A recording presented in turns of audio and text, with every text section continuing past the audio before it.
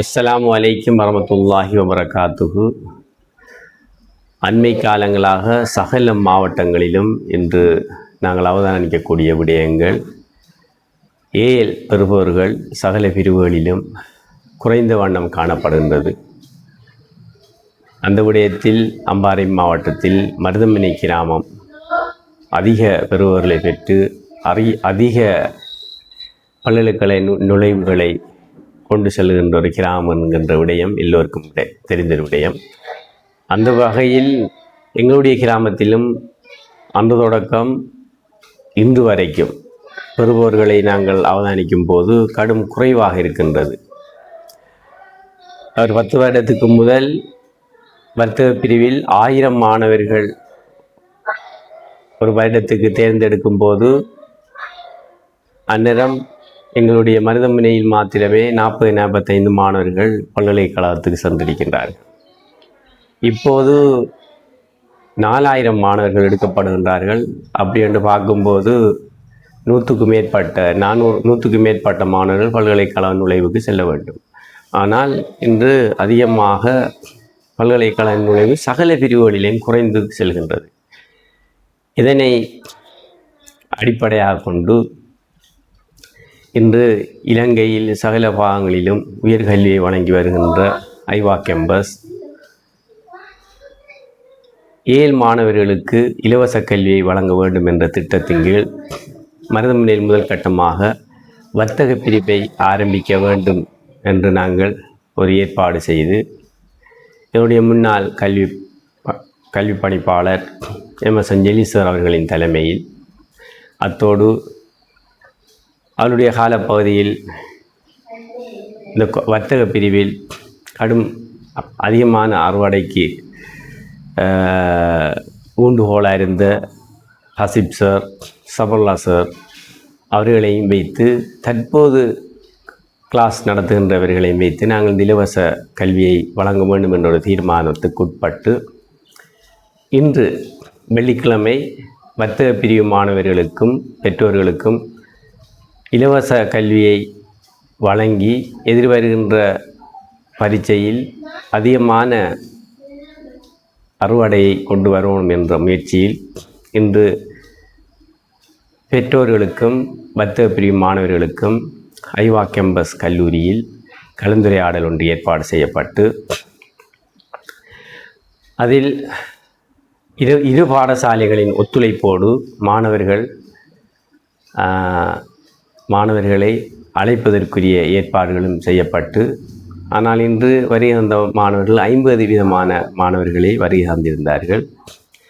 ஏனைய மாணவர்கள் ஏன் வரவில்லை என்று வினாவிய போது அவர்களுக்கு வழமையில் சனி ஞாயிறு தான் பிரத்யேக கிளாஸ் நடைபெறுவது.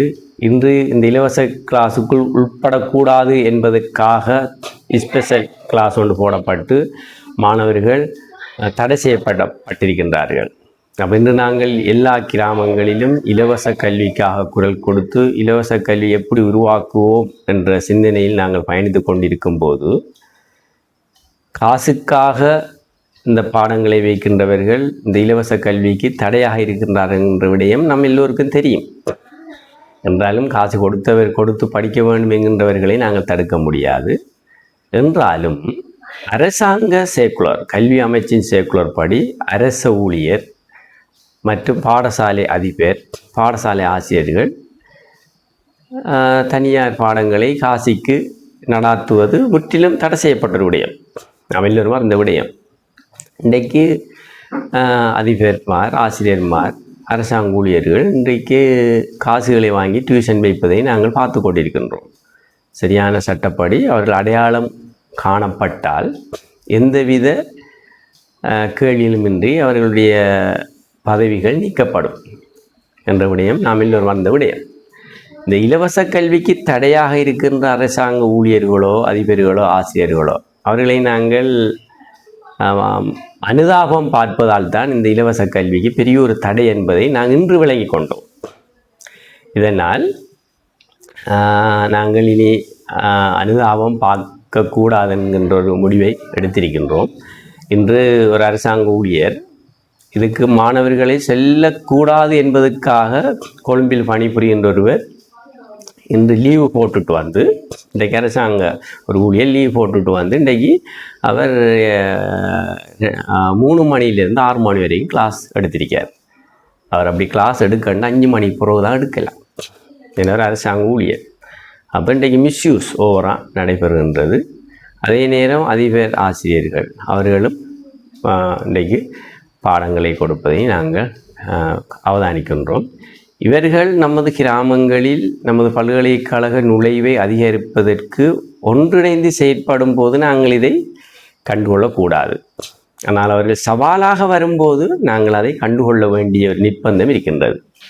அந்த வகையில் நான் நினைக்கின்றேன், மிக விரைவில் மருதமுனையில் அரசாங்க ஊழியர்கள், கிளாஸ் கொடுக்கின்ற அரசாங்க ஊழியர்கள், ஆசிரியர்கள், அதிபர்கள் சில நேரம் நீங்கள் கேள்விப்படலாம், மிக விரைவில் அவர்களுக்குரிய பதவி நீக்கங்கள்,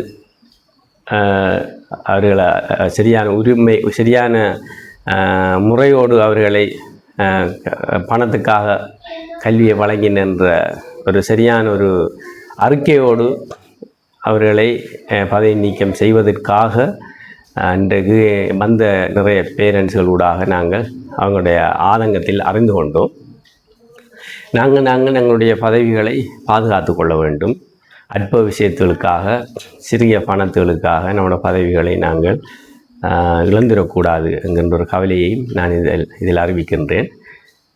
என்று பாருங்கள், அரசாங்க செகுலர், நான் இது கூட கீழே போட்டிருக்க வாய்க்கு பாருங்கள். செகுலர் இருக்கும்போது தைரியமாக தன்னுடைய பேர்களை போட்டு இத்தனை மணி கிளாஸ்ன்ட்டு போகிறாங்கண்டா நம்ம அவங்களுக்கு நம்ம கொடுத்த இடம் சொல்லுவோம். இவைய ஆடைகள் வந்தால் நாங்கள் இலவச கல்விக்குள்ள இறங்க வேண்டிய அவசியம் இல்லை.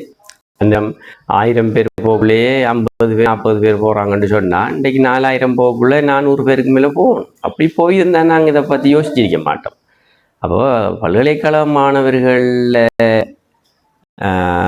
குறைய என்று தான் நாங்கள் இந்த இலவச கல்விக்குள் வந்து இந்த வருடம் மாணவர்களை முதலாவது தேர்ந்தெடுத்து முதல் அவர்களுக்குரிய அவார்டையை செய்துவிட்டு அதுக்கு பிறகு ஆர்ட்ஸ், சயின்ஸ், மெட்ஸ் என்று சொல்லி நாங்கள் இறங்க வேண்டி தீர்மானித்திருந்தோம்.